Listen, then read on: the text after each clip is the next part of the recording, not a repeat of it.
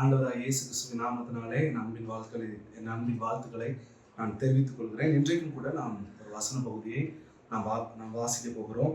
நியாயாதிபதிகள் 16வது அதிகாரம் அதனுடைய 2வது வசனத்தையும் 3வது வசனத்தையும் நான் வாசிக்கிறேன், நீங்க கேளுங்க. அப்பொழுது சிம்சோன் இங்கே வந்திருக்கிறான் என்று காசா ஊராருக்கு சொல்லப்பட்டது. அவர்கள் காலையில் வெளிச்சமாகிற போது அவனை கொன்று விடுவோம் என்று சொல்லி அவனை வணைந்து கொண்டு ராம் முழுவதும் அவனுக்காக பட்டண வாசலில் பதிவிருந்து ராம் முழுவதும் பேசாதிருந்தார்கள். சிம்சோன் நடுராத்திரி மட்டும் படுத்திருந்து நடுராத்திரியில் எழுந்து பட்டணத்து வாசல் கதவுகளையும் அதன் 2 நிலைகளையும் பிடித்து தாழ்பால்களோட கூட பேர்த்து தன் தோளின் மேல் வைத்து எபிரோனுக்கு எதிரே இருக்கிற மலையின் உச்சிக்கு சுமந்து கொண்டு போனான் என்று சொல்லி இந்த வேத பகுதியிலே நாம் பார்க்க முடியும்.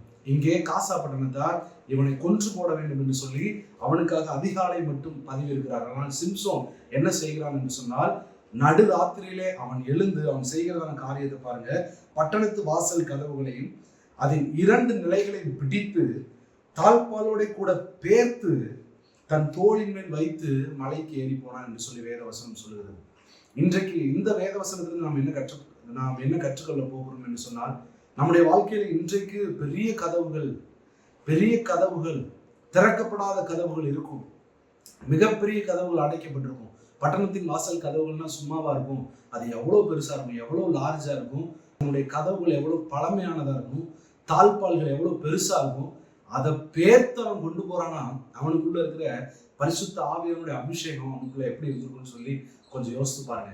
இன்றைக்கும் பிரியமானவர்களை, உங்களுக்கு விரோதமாக இருக்கிற எல்லா இந்த மாதிரியான தன்மைகளை எல்லாம், எல்லா கதவுகளையும் தேவன் அவர் பேர்த்து அவர் பிடுங்குவாராக. இயேசுவின் நாமத்தினாலே எல்லா கதவுகளையும் எல்லா நிலைகளையும் ஸ்தோத்திரம் அவர் பிடுங்குவாராக. அவர் வல்லமையுள்ள தேவன். ஒருவரும் திறக்கக்கூடாதபடி பூட்டுகிறவர், ஒருவரும் பூட்டக்கூடாதபடி திறக்கிறவர் என்று சொல்லி வேத வசனம் சொல்லப்பட்டிருக்கிறது. அதாவது வாசலை திறக்கிறதுன்றது வேற விஷயம், ஆனா வாசலை இல்லாம ஆக்குறதுன்றது வேற விஷயம்.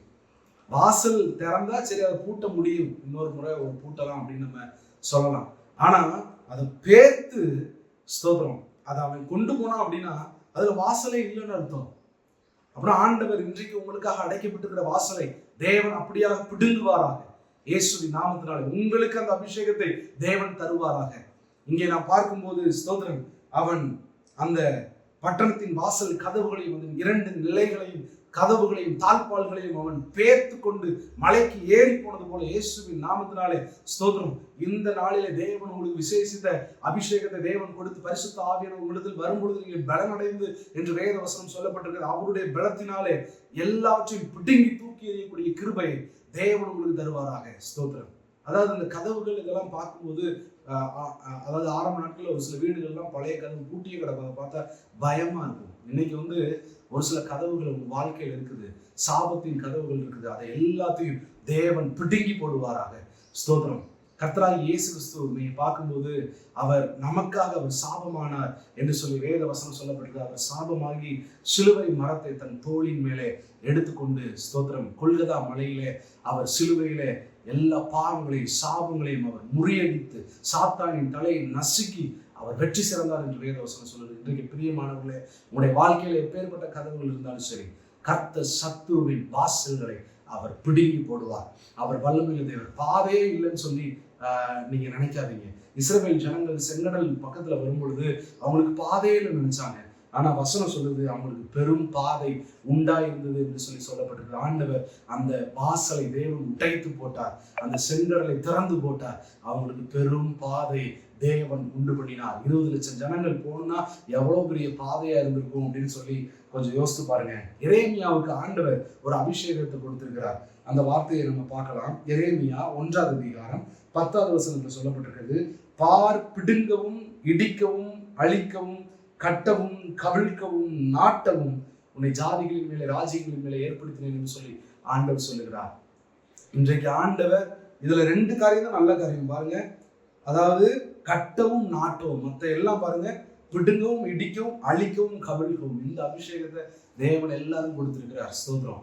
இந்த பலத்தினாலே சத்துருவை முறியடிக்க நீங்கள் பலப்படும்படியாக, நீங்கள் ஆயத்தப்படும்படியாக தேவன் உங்களை இந்த நாளிலே ஆசீர்வதிக்கிறார், உங்களை பலப்படுத்துகிறார். ஸ்தோத்திரம். வேத வசனத்தில் சொல்லப்பட்டிருக்கிறது, அவர் வெண்கல கதவுகளை உடைத்து இருப்பு தாழ்பால்களை முறிக்கிறவர் என்று சொல்லி வேத வசனம் சொல்லப்பட்டிருக்கிறது.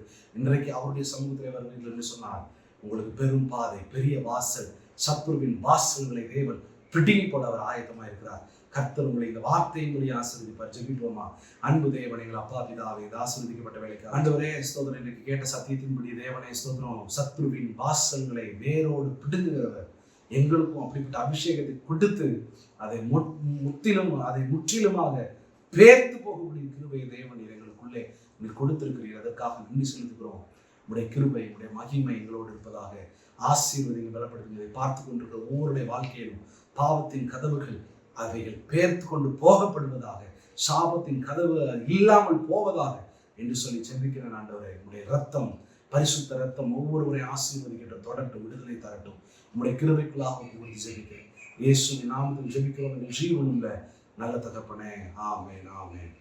தேங்க்யூ. God bless you. கர்த்தர் உங்களை ஆசீர்வதிப்பாராக. ஆமென். ஸ்தோத்திரம்.